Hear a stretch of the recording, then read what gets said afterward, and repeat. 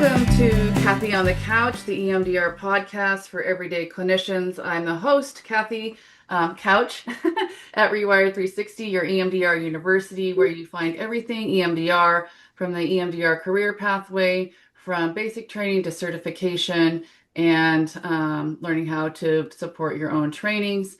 I'm also a grief specialist in thanatology and death, dying, and bereavement, twin mom, and mom of an all-star cheerleader.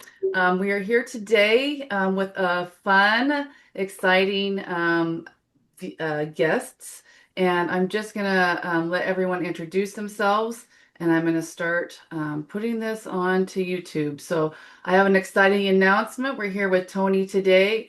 He's actually not going to be joining only this podcast, but he's going to be joining as my co-host in the future. So that's super exciting to have all of his fun resources and engagement. So I'd like to welcome Tony as my new co-host of the Kathy on the Couch podcast, and we will be doing lots of fun things together. So I'll let Tony introduce himself, and then we'll go around and start with the guests. Cool. Yeah. So I'm excited, Kathy, that we're going to be doing this together. Um, so I'm Tony Parmenter. I'm also an EMDR therapist. I'm a consultant based in New England. Um, Southern Vermont's where I live, but I kind of go all over the place. I even have an office in Iowa that I go to sometimes. Um, so I live over here in New England, live with my family. I'm an outdoors person. I'm a musician. We're going to talk more about this today, but I started doing fly fishing and EMDR together, and it's developed into this thing that like a lot of people are doing now too, and that's been really fun to expand and meet new people that way. Um, and Anything else I should say, Kathy? No, I think that's good. We'll go through that. And then our listeners at the end, just stay tuned. We're going to be doing two truths and a lie. So you'll see us in a fun little game on here too. So we'll just go around and we'll just let our guests introduce themselves as you feel comfortable and answer yourself about your practice and one thing that's different about your practice. Um, and we'll go from there.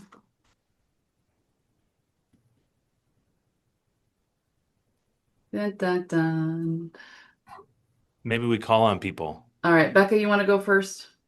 Sure. I know you. Good morning. I'm Rebecca Mahanstrup. I own a practice called Reflections Mental Health in Wisconsin. I'm an EMDR consultant, certified EMDR therapist, IFS level 2 trained, and I also do ketamine assisted psychotherapy. But I'm really excited. I had trained under Tony a couple summers back to do therapeutic fly fishing with EMDR. So oh gosh, Tony, what's the credential? I'm not an apprentice. I think I'm Oh, just a you are a therapist. EMDR therapist. Yeah, EMDR therapist. Um, so I really enjoy that. Reflections as a group, but then I do a lot of my like special projects on the side, specializing in trauma and attachment. I see a lot of adoptees with my child work and a lot of first responders for my adults. And we'll kind of get more into this today, but part of what's special about my practice is I've been able to take the fly fishing piece and really turn it into an urban environment. So I get the chance to do intensives with clients, but I also can do a 53-minute session and kind of get back in and out of the office. And a lot of our local payers cover it. So it's pretty cool. That's great. Good for you. That's so exciting. Um, no pun intended, but on the fly, do you want to pick someone and we'll go back to old school and play tag? You can pick someone. Chris, you want to go? Sure. I had a feeling you were going to pick me. So my name is Chris Postle. I am a licensed clinical social worker in New York. I live in Silver Creek, New York, which is just south of Buffalo. So we're like right on the shores of Lake Erie. We have all the Lake Erie tributaries to fish and things like that. So yeah, I am a TF EMDR therapist. I was trained under Tony in August of, 2024 now, in Vermont. It was an amazing experience. I'm also an EMDR consultant. I have a private practice called Peace of Mind Counseling in Silver Creek, and I also do clinical supervision for the Seneca Nation of Indians in Irving, New York. So a few different roles, doing a lot of things. but yeah, since taking this training, I really it changed everything about the way I practice. So I not just incorporating the fly fishing piece, but really trying to think out of the box on how we can incorporate different things and be unique in our therapy. So I bring fly tying into my individual sessions with clients, really focusing on that mindfulness stuff, and like co-regulating with people was a huge thing I learned from this training that I focus so much more on since doing this. So um, I I'm doing like men's retreats now out in nature, focus on grounding and mindfulness and things like that. So it's really opened my mind um, to be able to do different things in hopes that we can bring people to therapy that maybe normally wouldn't consider it. I love that. I'm out here in Idaho and we have like so many opportunities. I'm not a fisher woman, man, fisher person. I don't know how to say it. Apparently I don't fish, but An um angler. Oh, I it's am too just bad Kim like, couldn't make it. Too bad Kim's not here. She's your neighbor. oh yeah, that's what One you of were us. She's one of saying. us. He's in She's your neighbor. Boise, Yeah. yes. So I just love everything that you're saying. I think that's so exciting. I'm just getting more intrigued as we all go through this. So it's so exciting. So yay. Okay, you want to pick someone? Yeah, I'm gonna pick on one of my buddies from the training, Eli over here. Thanks, Chris. Yeah, good to see everybody. I'm Eli Coster.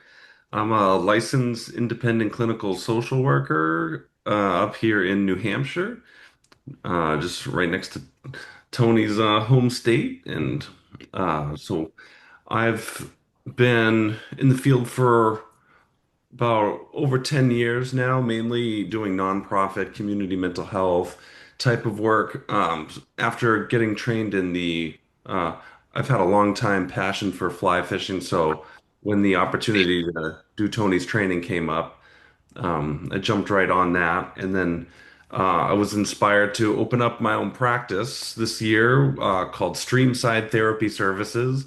And I'm really trying to do as much therapeutic fly fishing with EMDR, as possible. But there's also, traditional therapy. I have office space and things like that. So I think the fly fishing EMDR itself is the unique thing about the practice. I'm in a lot of online therapist networks, and this seems to be something really set apart that offers our clients something different. Excuse me, I'm just getting over a cold here. But and the other thing that what I've noticed in my work with people that is different since, versus my work in the past and how things are different now that fly fishing EMDR is on board is about the way that people approach avoidance.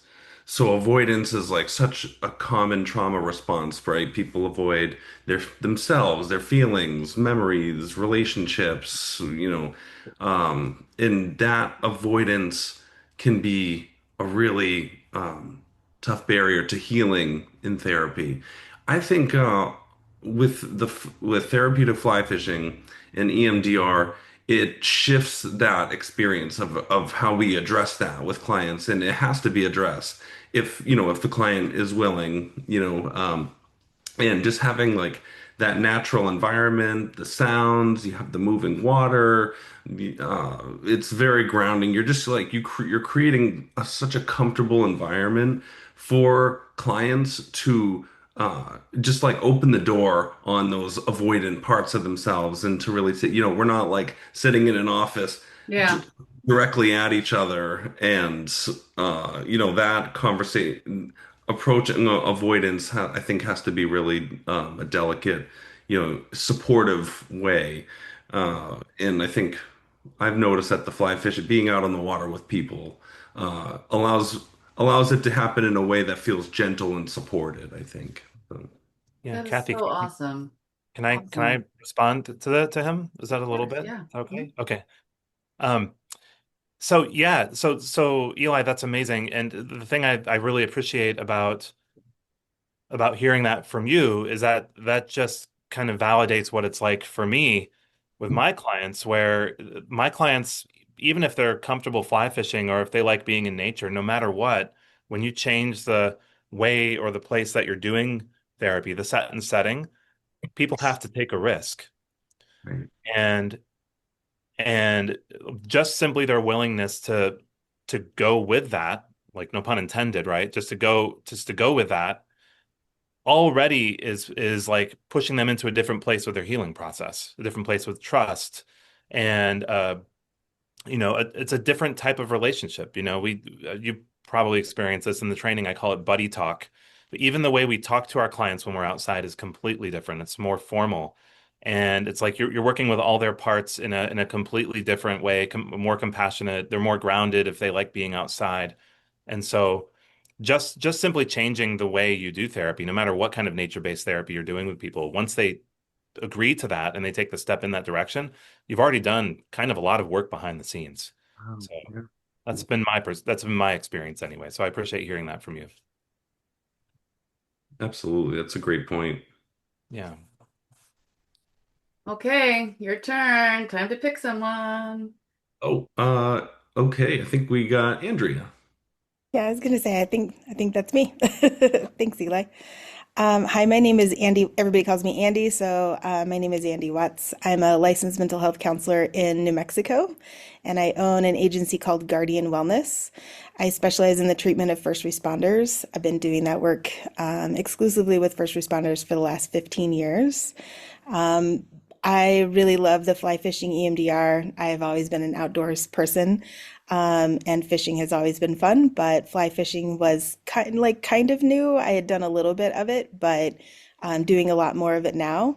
I also really like to do kayaking, and I think you can implement kind of EMDR with kayaking or surfing or other kind of outdoor activities that kind of create that bilateral stimulation. So I'm really excited about the avenues that we can take the combination of EMDR with just nature therapy in general. One of the things that is unique with my therapy practice is that I focus a lot on interoception.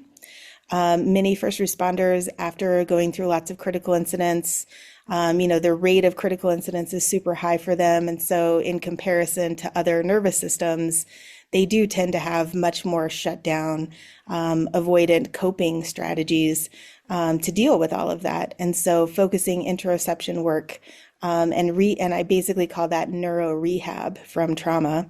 And just kind of watching them open up and do that is really cool. I also just started learning how to do psilocybin assisted therapy. And so that has also been amazing. So I think the combination of these things to address trauma is amazing. And I really love being a part of this community. So thank you. That's good. Is that legal where you're at, the psilocybin? I'm in Idaho, and we have ketamine that's approved. Remind me what state you're in and if it's approved. Yeah, so it just passed. So it will be approved to be applied in 2027. And Okay. so I'm actually doing training in Colorado. Uh-huh. So I'm going to Colorado to retreats and helping facilitate there. It's legal in Colorado and Oregon right now. Uh-huh. That's good. Yeah, I'm licensed in Oregon. I just haven't stepped all the way into that, but I'm definitely in that area. So we're surrounded by that. It's coming up. So that's going to be awesome. Yeah. Thank you. Okay. Last but not least. Hi, my name's Victoria, and people know me as Vicky. My last name is Kilmfoy. I live in rural Wyoming, little town called Evanston. I am the owner of Freedom Mountain Counseling here in our little town. We're about 10 miles from the Utah border, so closest city is Park City, Utah. I have a Wyoming and Utah license. I am a LCSW.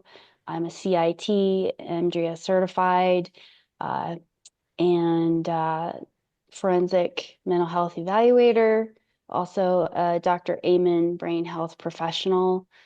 What sets me apart, I think, in my community as a therapist is obviously EMDR. I'm kind of known here for working with first responders and veterans because I am a veteran, Army active duty. I also am a previous first responder myself, working out of Colorado before I became a therapist. Um, I've been doing school counseling also for the last 6 years as my primary job, and my practice is evenings and weekends. I got to train with Tony in his first cohort in 2023, which was really awesome. I heard Tony on a podcast, actually. It was Cambria Evans and Zero Disturbance, and I was like, I got to reach out to this guy because I was trying to be creative with EMDR and doing things outdoors, and I thought this was a really cool thing. I had just gotten into fly fishing when I moved here to Wyoming in 2013, and it just really appealed to me. And so I got to do the retreat up in New Hampshire, and it rained the whole time. And We were also yeah, camp. We were also in yeah, camp. Yeah. yeah. I did the Airbnb. I wasn't going to do the camping. After the army, I was like, no tents. Mm-mm. I'm not doing that anymore.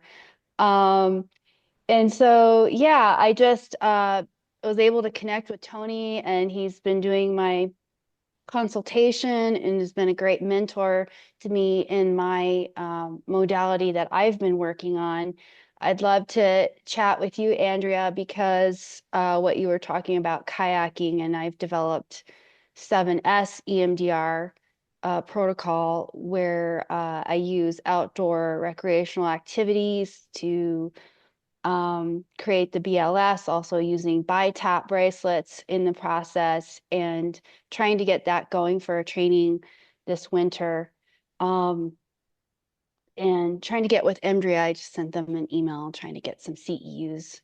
Um, what else? Yeah, I'm about to transition to Seneca Health Nation here soon. So working with DHA globally, waiting because of the shutdown. My security clearance is sitting there on someone's desk, I'm sure.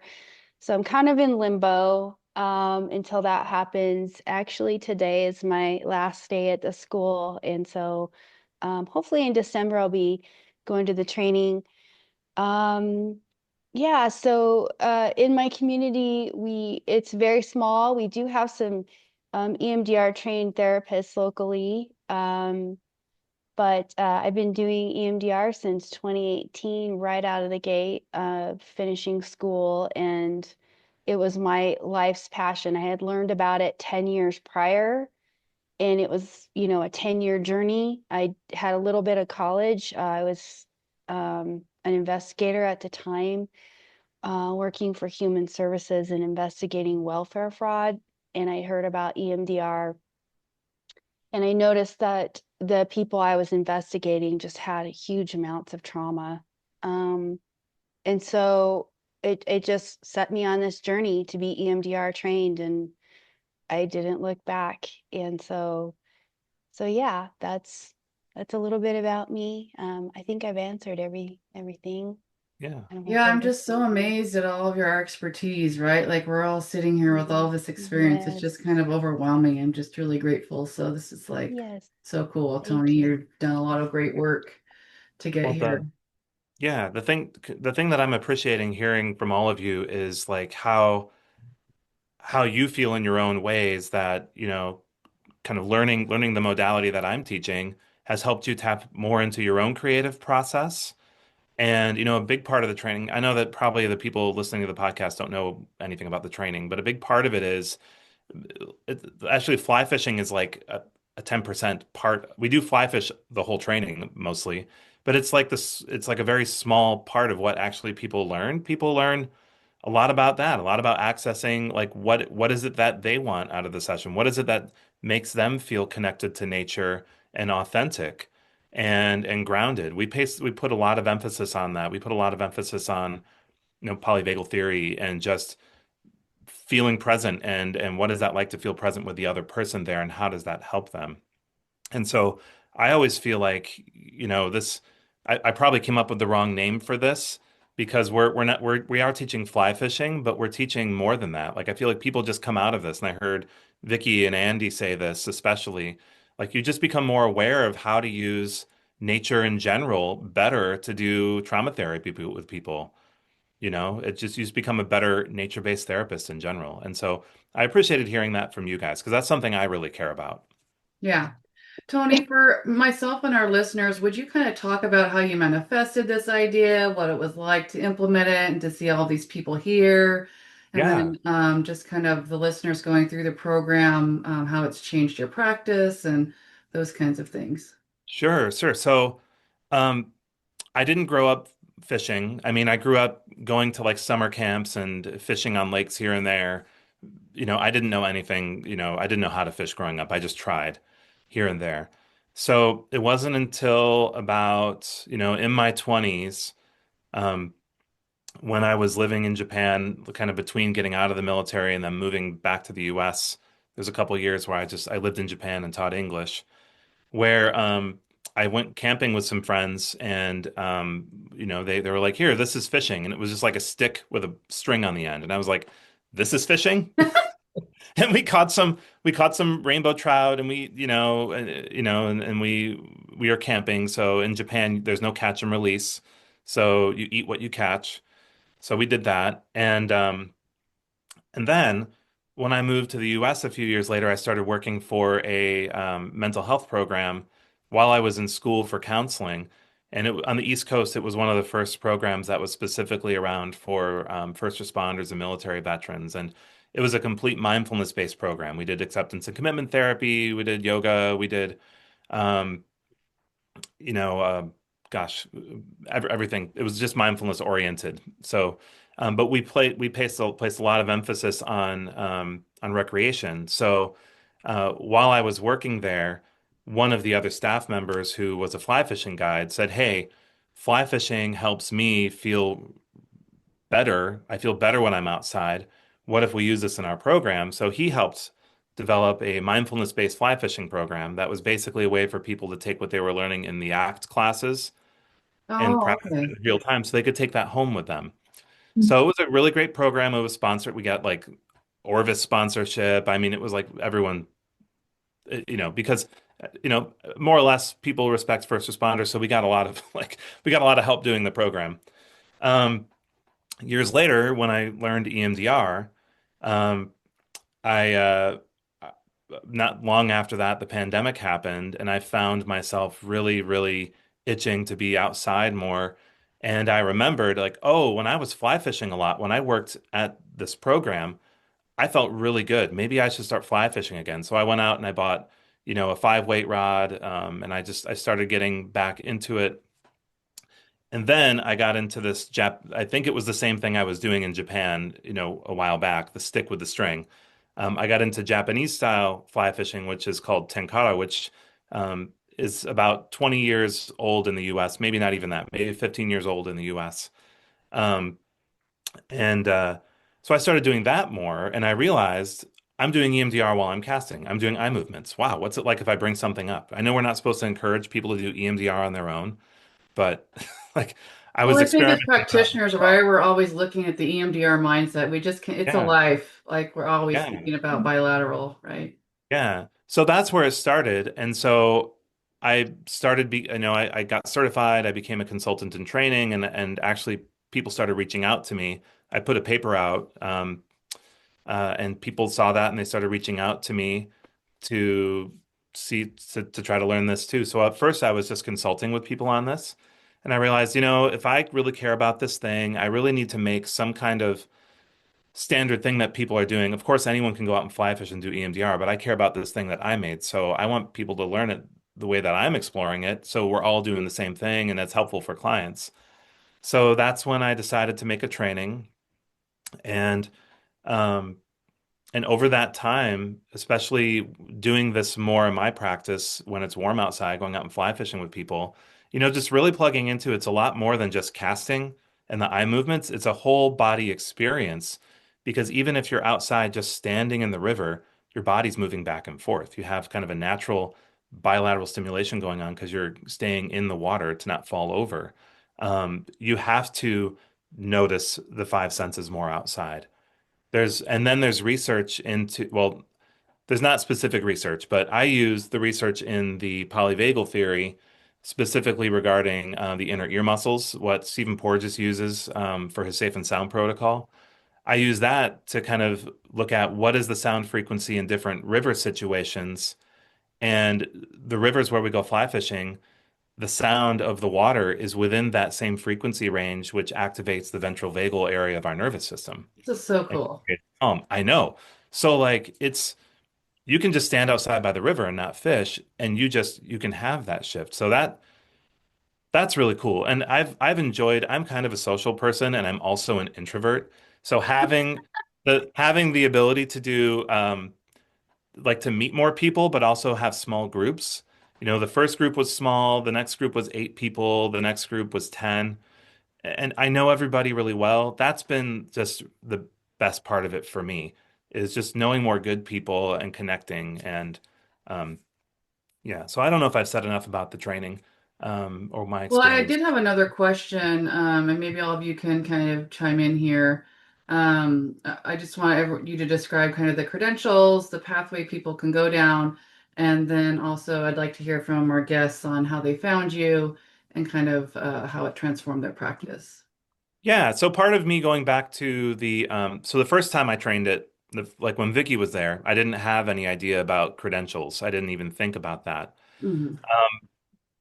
So what I did actually to kind of protect myself, and I named my practice after my kids. Also, the name Seiyu comes from my kids' names merged, so I really care about that. So I was like, well, just to protect this thing that I came up with, maybe I should copyright it. So I came up with so I had it service marked, trademarked.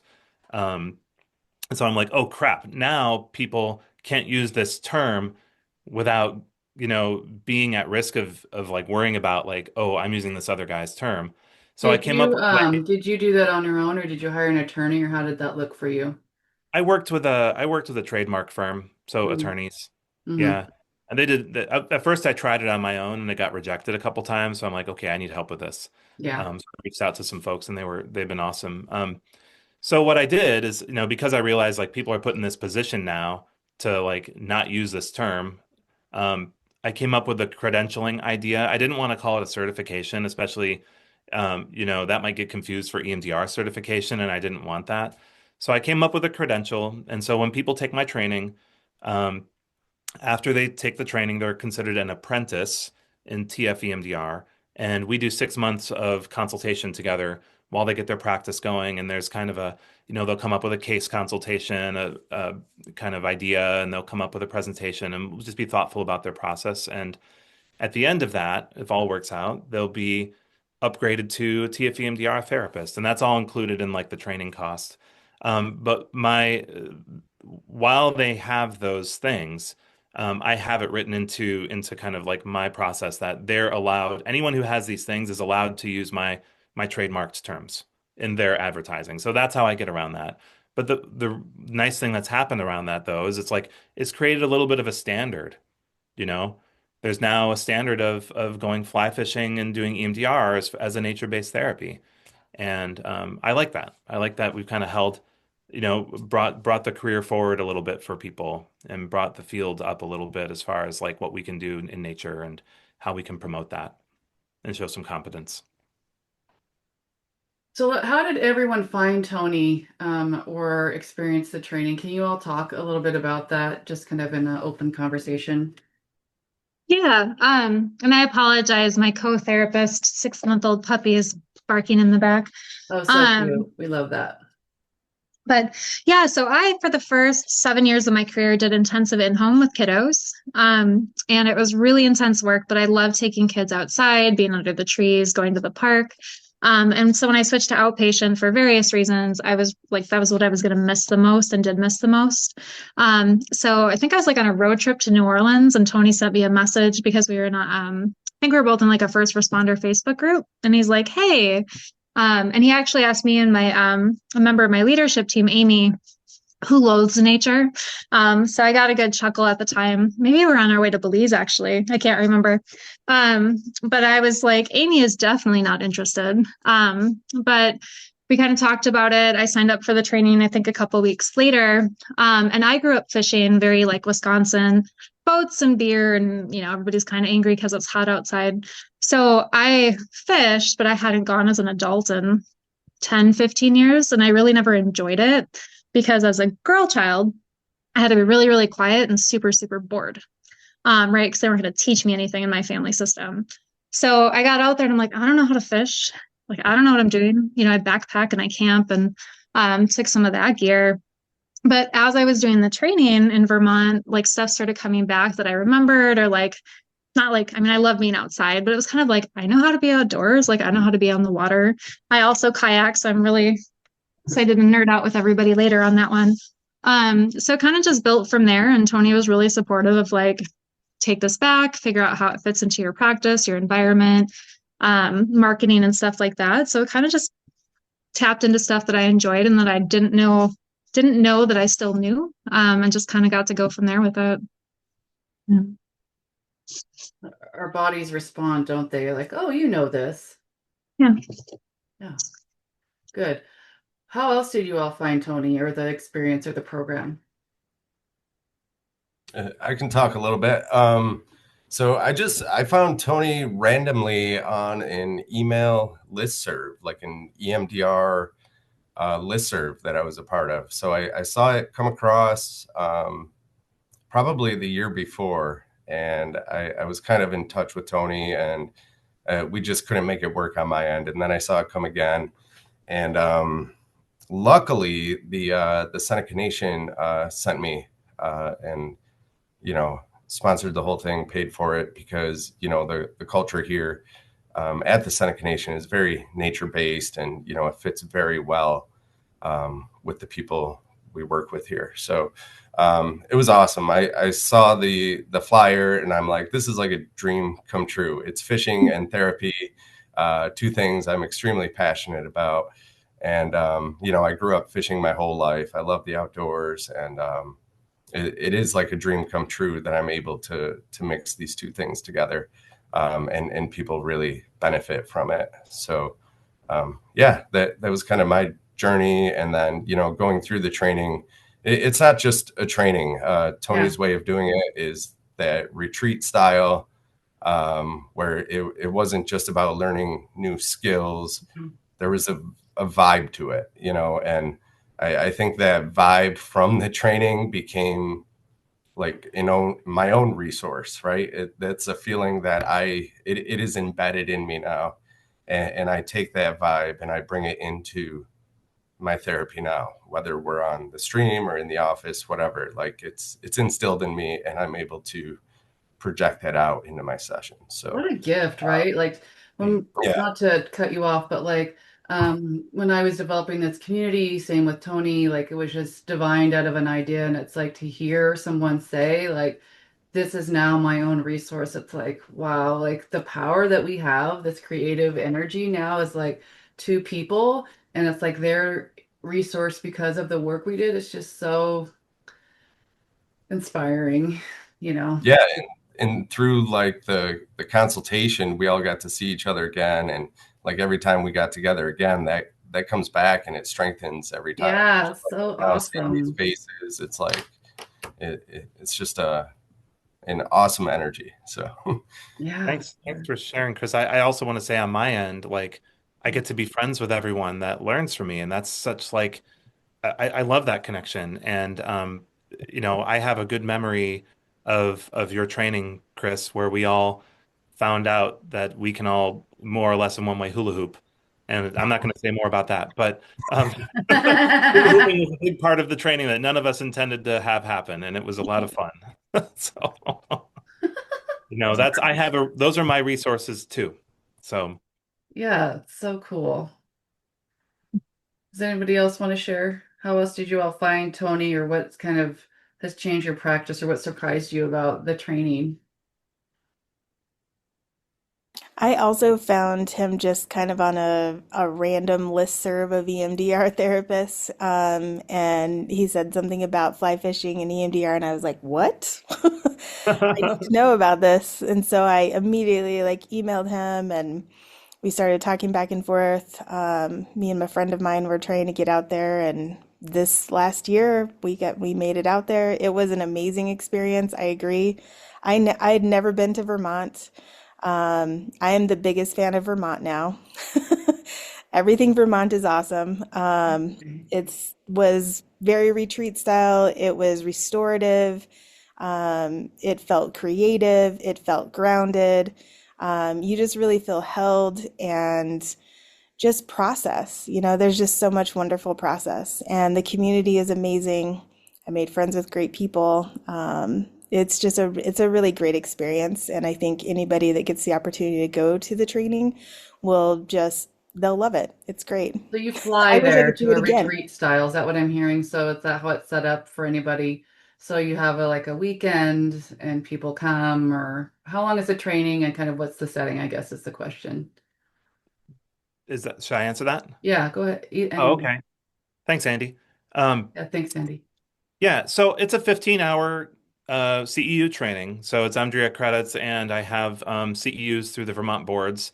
So, hopefully most people's boards reciprocate those. Um, but it's set up to be both in a two long day format or an afternoon, long day, morning format. So I just started offering this to individuals, and when we do it as individuals, it's on those 2 days. If I do it with groups, it's spread over 3 days, so people can, last 2 years we've done it in an inn, and so people can check in, take it slow, and we can, kind of slowly get into the material. We do a little bit of a lecture, then we go out and we start fishing. And, over the next couple days, we'll do a little bit of lecture in-house, then we'll go out fishing. Um, and so it's set up mostly to be like, so people have a home base. It's not just go learn and go off into the wind. People feel taken care of. Um, People do pay a good amount of money. It's more than just going to a regular 2 day training because you're paying for all the stuff to hold you there and the process afterwards. So I really care about how if people are spending money to come work with me and it's a small group. I really care about how people leave. I want them to feel taken care of. I want them to eat good food if we can do that. I want them to leave loving themselves and feeling more connected. And so I've always felt that that's an important part of learning. I used to be a teacher. Well, I guess I still am. I teach at a college too. But that's a good part of learning. But fun is also really important for learning. And when I started, when I was in school for counseling, I fell right into adventure-based counseling because I had a professor that was in that. I was like, this is what I've been doing as a teacher already. This is what's going to help me with my therapy practice, and this is how people are going to actually make big changes, is if they actually experience it and the right neural pathways are making connections, right? So that's always an aspect of this too, and whether we have fun and an experience in the training, or if people want to hang out afterwards and we have fun, however that happens. That's really important to me. How many people usually attend your weekends for the groups? It's 10 is what we had this year as the most. I think I'm going to keep it at that. Part of that is if we're outside on the water. Um, First of all, we don't want to have too many people crowding the river, but also for safety reasons, I want to be able to kind of be close to everybody. I do have Dan couldn't make it today. Dan Pierce has been my co-trainer for the last 2 years. He's a fly fishing guide and an EMDR therapist, and so he's been my co-trainer. And so there are two of us. And this year we did have someone who's an EMT there just in case because it was like 100 degrees. Um, but I really care about safety on the water. I want to make sure we're close to everybody. Everybody has, enough of, they have someone there if they have questions. So, and I also don't want, 50 people, like you can't know everybody. I really care about the community. So 10, maybe 12 could be the most that I do. This year, we'll see how that happens. I have some interesting ideas for the training this year. So is And it an so annual training, Tony? Yeah, it's for been going on the last 3 years, one group every year. This year's going to be weird. I haven't, so this is still in development, but I might be going to Austria in the spring to train some folks. I had some folks reach out to me there. Um, Possibly, Colorado. We've been trying to go out west for a while. Might have something happening finally out there in Colorado. That's still in the works. Um, and then we have our training, that hopefully we can do in Vermont again. But we're gonna probably, and then I'm focusing a lot on individuals. And part of me too is I want people to become teachers of this. So some of the folks here, if or other people that aren't here, if they're interested, I've got like kind of a training pathway that I'm trying to develop. So it's not just me treating small or teaching small groups. It's maybe more people in other places can be the resources for that. Um, Great. yeah, so that's how things are looking different, but we're at least going to continue to have one training every year. And yeah, I'd like to say too, I like that, Tony, that you're developing it as a community, and keeping that interconnectedness, just even the Yeah. meetups like the EMDRIA conference. I love the way that Dan and Tony developed this. Tony, I don't think you emphasize this enough, or maybe it's just cool from my perspective, but Tony came in as a therapist and then transitioning to the guide stuff. And then Dan was a guide who then went into therapy and transitioned into the EMDR stuff. So it's really cool Oh, to have the balance in the training from two different facilitators that like come from those different directions, because it just balances everything out. So I really like the way that that kind of developed. And the holding too, like we had I think the Sunday, maybe it was the Saturday of our training, like we had a yoga nidra session. The food was amazing. Tony and his wife were really big on, I mean, I'm food motivated. So there were a lot of like snacks. But there was a chance to be in groups. There was a chance to be off on your own. Some people were going in like the evening and going fishing. Then we kind of did like dinner and like pool in the bar and like just kind of goofy stuff, fires in the evening. So there was a lot of chances to like go off on your own if you needed to, rest if you needed to, or just kind of be in that group. So that retreat style was just a little bit more about that I think was really nice for the community. yeah, it what was really funny about your year, so 2023, we were going to actually have it upstate Vermont in a lodge run by the state park system where you're completely secluded. They serve you food, you stay there. It's really nice. They have their own lake um, with a special population of brook trout that don't exist in Vermont, but that were brought there somehow 100 years ago from the Adirondacks. And we were going to go up there and it was going to be great. It was going to be really chill. But a flood happened and basically washed out the road a month in advance and washed out all the rivers. So we had to relocate fast. We happened to relocate to a ski town near me, which has, it changed the vibe. It gave us more of a chance to kind of um, go out and do things after if we wanted to. Whereas, over there and maybe if we did it at camp style again, it would be more of just, we do things in the evening, but it's recreational or it's camp style or it's chill. So I think, the fun thing about this training is like depending on where it is, like when Vicky came, we were at a camp out and it was different. We actually started the training by cooking breakfast on the fire, you know? That's the fun thing about doing retreat-based trainings, and I know that that's a lot of people are doing retreat-based trainings now. I appreciate doing them because you get to kind of decide the vibe, and sometimes the vibe is decided by where you have it, and yeah. everything just is happenstance, and it's really fun. Okay, so we're going to transition into our little game. And so we're just going to do this with each other. For our listeners, it'll be fun for you to try and guess as well. And you can just post in the comments what you think or what you were surprised by. But we're just going to reveal the answers here so you can see us in shock. So we're going to do two truths and a lie. Um, and so we're all going to go and we're all going to try to guess which one is. So if you've never played the game, we're going to say three things about ourselves, and two of them are true and one of them is not. And then everyone tries to guess which one is not.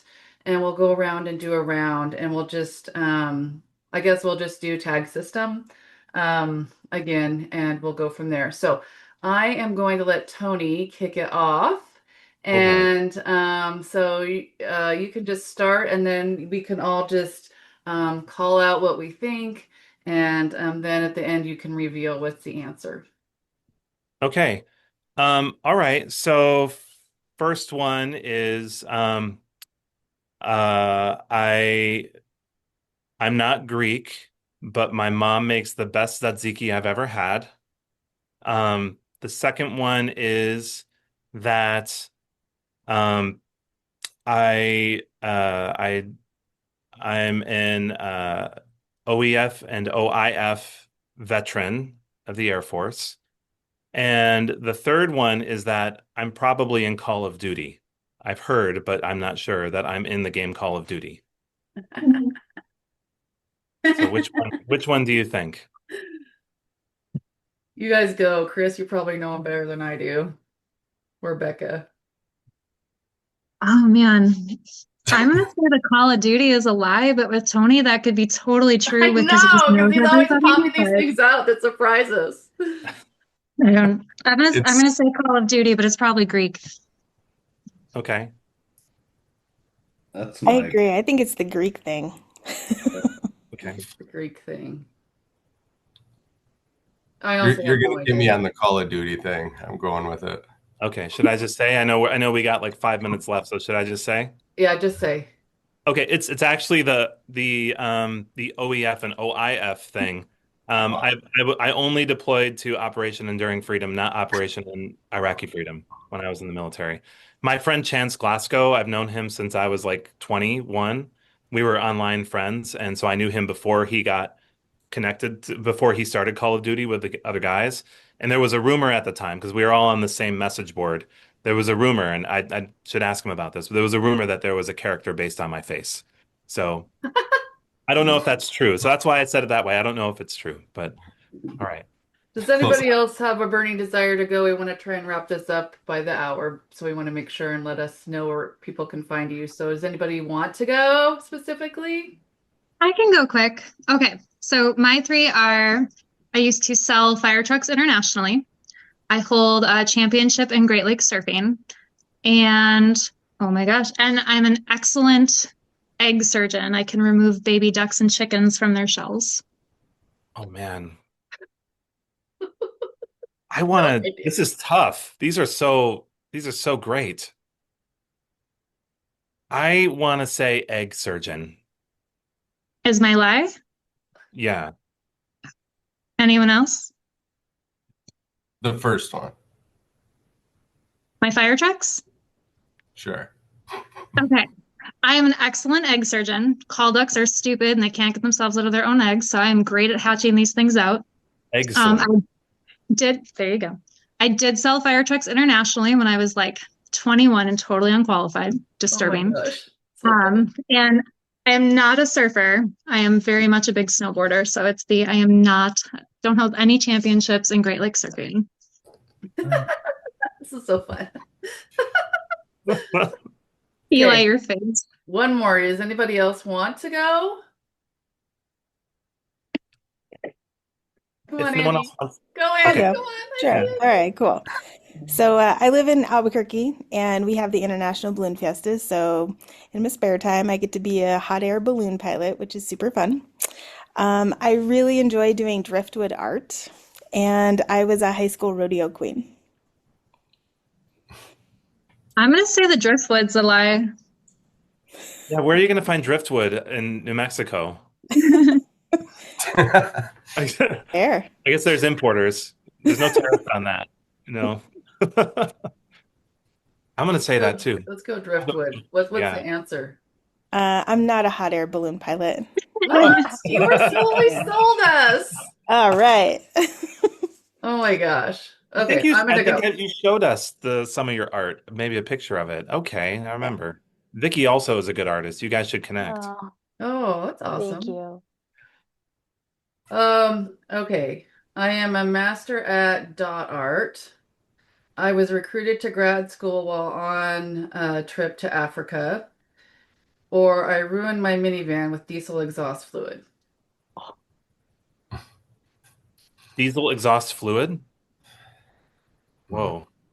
I've never heard of that, so I'm going to say that's not a lie. I bet that happened while you were raising the twins early on. I'm gonna say dot art. Apparently, I'm anti-arts today. Which one? I'm gonna say the Daughter. dot art is a lie. Okay. I'll just say the diesel thing because I've never heard of diesel exhaust fluid. Okay. Mm. Maybe I'm not man enough, but I'm not masculine enough to know that. My lie is I'm a master at dot art, so Becca wins. I Oh, actually did ruin my minivan. It was the last stop before Vegas, and they have these like diesel exhaust fluid additives at the pump. And so typically in Idaho, you have to go and get it at a separate area. But oh, it's it's like the heats. it's an Oh, additive they have on yeah. tap down there in Oh, Vegas or around. I've never seen it. And so I pulled up to put the gas in and boom, little particles everywhere in my engine. So that was awful. Oh, Well, And then I was, you know what that says about us for not getting people's lies as therapists? I We have know great we have great unconditional positive regard.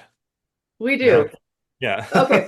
I want everyone real quick to let people know where they can find you if they're listening. So, uh, Eli, let's start with you since you haven't shared much. We'll go with you. Sure. StreamsideTherapyServices.com. Good. Okay. you can find. Oh, go ahead, Andy. Oh, that's good. Okay, guardianwellness.org. Good. I'm at Reflections Mental Health in Madison, Wisconsin, reflectionsmhwi.com, or on Instagram at No Longer Driftless. Okay, Tony needs to run, so go ahead, Tony. Yeah, thanks. Okay. SEIYUinstitute.com, SeiYouInstitute.com, and I'm working on redoing my website thanks to Becca's recommendation for somebody, not to fix my website, but for somebody. And you can find me on Instagram at SEIYU underscore TFEMDR underscore official. And that's where people can. Awesome. Cool. All right, bye, guys. Okay. Anybody else want to go? Other people need. Chris or Um, you can find me at peaceofmindscny.com, or you could just search Christopher Apostle on Psychology Today. awesome. Easiest ways. And Vicky. Yes, my website is fmcemdr.com. It's for Freedom Mountain Counseling. I'm also on Instagram, freedommountain.wy. Yes, and I'm also on Psychology Today under Freedom Awesome. Mountain. Yes. Well, I appreciate you all taking the time to come here. Again, if you have a specific topic you're passionate about, reach out. You can be a guest. I am Kathy Couch, Kathy on the Couch, the EMDR podcast. So fun. And you can find me at rewired360.com. And we have a free resource library, lots of training. So go ahead and check us out, and we'll see you all next time. All right. Take care, everyone. Thanks for coming today. Bye-bye. Bye. Thank you.